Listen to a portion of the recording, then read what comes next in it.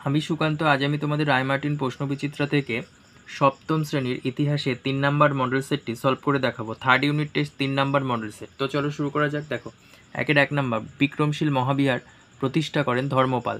তারপর দেখো 2 নাম্বার চিকিৎসা সংগ্রহ রচনা করেন চক্রপাণি দত্ত। 3 নাম্বার পৃথিবীর সর্ববৃহৎ বৌদ্ধ কেন্দ্র ছিল ইন্দোনেশিয়ায়। তারপর দেখো 4 নাম্বার দিল্লিতে সুলতানি শাসন প্রতিষ্ঠা করেন কুতুবুদ্দিন আইবক। 5 নাম্বার খুতবা কথার প্রকৃত অর্থ হচ্ছে ভাষণ। তারপর দেখো 6 নাম্বার বিজয়নগরের বিখ্যাত শাসক ছিলেন কৃষ্ণদেব রায়। 7 নাম্বার দেখো পানিপথের দ্বিতীয় যুদ্ধ হয় 1556 সালে। তারপর দেখো দহশালা ব্যবস্থা প্রচলন করেন সম্রাট আকবর। তারপর দেখো বাঙালিরা আলু খেতে শিখেছে পর্তুগিজদের কাছ থেকে। তারপরে দেখো আলাই দরওয়াজা নির্মাণ করেন সুলতান আলাউদ্দিন খলজি। চারমিনার অবস্থিত হায়দ্রাবাদে। মেঘমল্লার রাগ সৃষ্টি করেন তানসেন। শিবাজি আফজল খানকে হত্যা করেন বাঘনখ দিয়ে। তারপরে দেখো ক্ষমতা স্বতন্ত্রীকরণ নীতির কথা প্রথম বলেন মন্তেস্কু। তারপরে দেখো 2-1 নাম্বার ব্রাহ্মণ সর্বস্ব নামক বইটি রচনা করেন হলায়ুদ। 2 নাম্বার দেখো অটোমান তুর্কিদের আমলে ইক্তা ব্যবস্থার পরিবর্তে একই ধরনের অন্য একটি ব্যবস্থার কথা জানা যায় যাকে বলে তিমার। তারপরে দেখো 3 নাম্বার দবিরি খাস কথার অর্থ হচ্ছে ব্যক্তিগত সচিব। তারপর দেখো শাহজাহানের আমলে মোগলরা কান্দাহারের ওপর নিয়ন্ত্রণ হারায়। 5 নাম্বার দাক্ষিণাত্যের ঔরঙ্গাবাদে ঔরঙ্গজেবের বেগমের স্মৃতি নির্মিত হয় বিবিকা মকবারা। তারপরে দেখো পান্ডুয়ার সুলতান জালালুদ্দিন মোহাম্মদ শাহ যদুর সমাধি একলাশী সমাধি নামে বিখ্যাত। তারপরে দেখো খোয়াজা আব্দুস সামাদের ছদ্মনাম শিরিন কলম। হিন্দু পাদশাহী নামক আদর্শ গড়ে তোলেন বাবর। তারপরে দেখো জেলার স্বায়ত্তশাসনের ভার থাকে জেলা পরিষদের ওপরে। তারপর দেখো ঠিক না ভুল 3-1 নাম্বার চোল রাজ্যে গ্রামকে শাসন করত উর। ঠিক। 2 নাম্বার আচার্য শিলরক্ষিতের কাছে দীক্ষা নেন অতীশ দীপঙ্কর শ্রীজ্ঞান। ঠিক। 3 নাম্বার বিল্লগ্রামের যুদ্ধ 1191 খ্রিস্টাব্দে হয়। ভুল। তারপর দেখো 4 নাম্বার আকবর হিন্দুদের ওপর থেকে তীর্থকর ও জিজিয়া কর তুলে নেন। ঠিক। 5 নাম্বার শেরশাহ তার সমাধি বানিয়েছিলেন সাসারামে। এটা ঠিক। তারপরে দেখো 4-1 চর্যাপদ কাকে বলে 59 পেজে পেয়ে যাবে রায়মার্টিন সহায়িকা। দেখো এখান থেকে পড়বে চর্যাপদ বলতে কী বোঝায়। তারপরে দেখো পঞ্চরত্ন বলতে কী বোঝো, এখান থেকে পড়বে পঞ্চরত্ন বলতে কী বোঝো।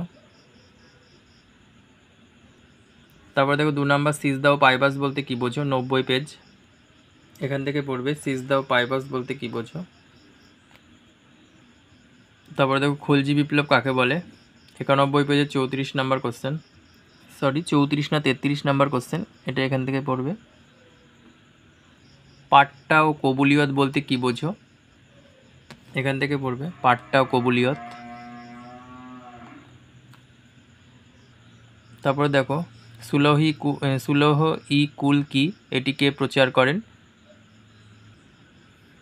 আচ্ছা, সুলহি কুল কি দিন-ই ইলাহি কি, এটা এখান থেকে পড়বে 123 পেজের 34 নাম্বার কোশ্চেন। ঠিক আছে, এখান থেকে পড়বে তাহলে সুবিধা হবে।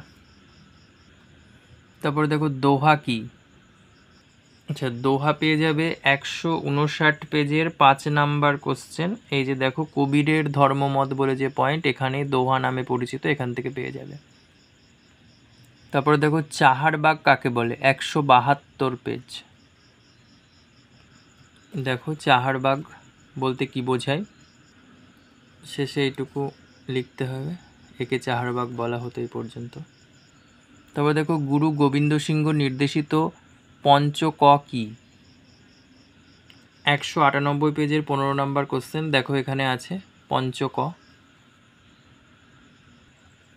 তারপরে দেখো নবম শিখ গুরু কে ছিলেন তেগ বাহাদুর, তাকে কারা হত্যা করে, মুঘলরা তাকে হত্যা করে। আচ্ছা, তারপরে দেখো যুক্তরাষ্ট্রীয় সরকার ব্যবস্থা কাকে বলে। দেখো যুক্তরাষ্ট্রীয় সরকার ব্যবস্থা কি। তারপরে দেখো ভারতীয় সংবিধান কবে গৃহীত হয় এবং কবে কার্যকরী হয়। গৃহীত হয় 1949 সালের 26শে নভেম্বর, আর কার্যকরী হয় 1950 সালের 26শে জানুয়ারি। তারপরে দেখো টিকা লেখো ইউরোপের সামন্ততন্ত্র, 36 পেজের 1 নাম্বার কোশ্চেন। 36 নয়, এটা 56 পেজ হবে। ইউরোপের সামন্ততন্ত্র 56 পেজ, এখান থেকে দেখে লিখে নাও। পাল ও সেন শাসনকালে তুলনামূলক আলোচনাটা পাঠ্য বই থেকে পড়ে নেবে। তারপরে দেখো বলবন যখন সুলতান হন তখন তার অধিকার নিয়ে যাতে কেউ প্রশ্ন করতে না পারে তার জন্য তিনি কী কী পদক্ষেপ নেন? এটা পেয়ে যাবে ৭৭ পেজের ৫ নাম্বার কোশ্চেন। দেখো এটা এখান থেকে পড়বে, এগুলো আবার লিখতে হবে, সমস্যা, তারপরে সমাধান। তারপর দেখো সুলতান আলাউদ্দিন খলজি কিভাবে বাজার দর নিয়ন্ত্রণ করেন, এখান থেকে শুরু করবে, এগুলো সব লিখবে, কারণ, বাজারের ধরন, পুরো শেষ পর্যন্ত লিখবে, এই পর্যন্ত। ৩ নম্বর দেখো মোগল আমলে মনসবদারি ব্যবস্থা সম্পর্কে কি জানো, এখান থেকে লিখবে মনসবদারি ব্যবস্থা, তারপরে এই পাশে পুরোটা, এই পর্যন্ত গুরুত্ব। তারপরে দেখো দাক্ষিণাত্য ক্ষত ঔরঙ্গজেবকে ধ্বংস করেছে, বক্তব্যটি বিশ্লেষণ করো, যে এখান থেকে পড়বে ঔরঙ্গজেবের দাক্ষিণাত্য ক্ষত, তারপরে এই যে এই পয়েন্টগুলো দেবে, এই পর্যন্ত। আর ওখানে ছোট করে দেওয়া আছে, পারলে এখানে এটা বড় করে দেওয়া আছে, 115 পেজে 18 নম্বর কোশ্চেন, এটাও পড়তে পারো, দাক্ষিণাত্য ক্ষত। তারপরে 4 নম্বর চিস্তি ও সোহরাবর্দী সুফিদের পার্থক্য লেখো, যে এখান থেকে লিখবে চিস্তি ও সোহরাবর্দী সম্প্রদায়ের মধ্যে পার্থক্য। তারপরে মধ্যযুগে আঞ্চলিক স্থাপত্যের মধ্যে দক্ষিণ ভারতের স্থাপত্যের প্রধান বৈশিষ্ট্য আলোচনা করো, এটা পড়বে 164 পেজে 19 নাম্বার কোশ্চেন।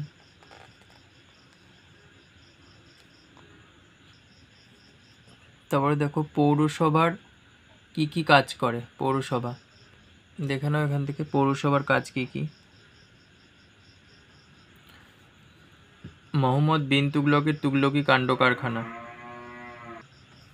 আচ্ছা তুগলকি কাণ্ড কারখানা এর আগে একবার দেখানো আছে, এখন আর দেখালাম না। এটা দেখো ভি নাম্বারটা দেখানো হয়নি, মোগল আমলে মনসবদারি ব্যবস্থার সংকট কেন হয়, তা মোগল সাম্রাজ্যের কি প্রভাব ফেলে, দেখো এটা পড়বে 194 পেজের 8 নাম্বার কোশ্চেন,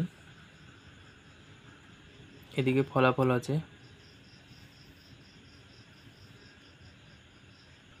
তারপর দেখো ইক্তা ব্যবস্থা সম্পর্কে কি জানো, যে দেখো ইক্তা ব্যবস্থা 84 পেজের 21 নাম্বার কোশ্চেন। তারপরে দেখো 2 নাম্বার মোগল বাদশাহদের রাজপুত নীতির ব্যাখ্যা, এই যে মোগল সম্রাট আকবরের রাজপুত নীতি সম্পর্কে আলোচনা। তারপরে দেখো ঔরঙ্গজেবের রাজপুত নীতি সম্পর্কে আলোচনা এবং রাজপুত নীতিতে মিল আর অমিল।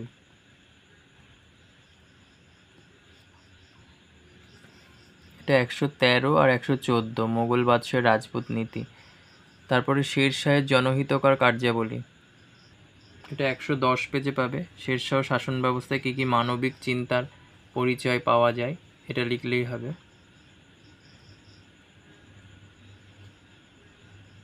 তারপরে ভক্তিবাদী আন্দোলনে কবিরের অবদান, এটা এখান থেকে পড়তে হবে।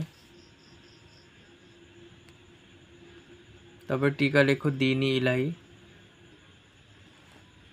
এখান থেকে পড়বে দ্বীন-ই ইলাহি। ধন্যবাদ।